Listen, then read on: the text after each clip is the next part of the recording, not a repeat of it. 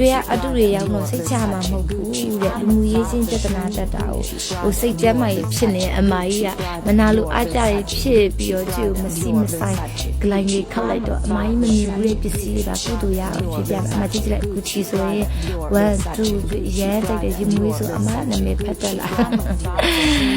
အဲ့တလုံးရောင်းပြီးတော့ရင်မွေးတွေ cosmetic တွေတစ်ခုလောက်ရောင်းနေချမ်းသာအောင်မလုပ်ပါဘူးရှင်ကျွေးကဒုနေရာဒုတော်နေရာတော့တဲ့မိဘတွေကတင်ပေးထားပါတယ် Premier quality 8တွေကိုကျွေးကဈေးကွက်မှာထိုးပေါက်ပေးတာကျွေးကြတော့ Premier quality မှာအမြင့်ဆုံးလေးကိုင်းပြီးအစ်စ်ပါ300 1000အဲ့တလုံးရောင်းပြီးတော့ချမ်းသာဝါရဲ့အထိကျွေးကမလုပ်ပါဘူးရှင်လုံလည်းမလုပ်ရပါဘူးအဲ့ရောင်းတဲ့အလုပ်တစ်ခုရရှိတာမဟုတ်ဘူးကျွေးကတခြားအလုပ်လည်းရှိသေးရဲ့ရှင်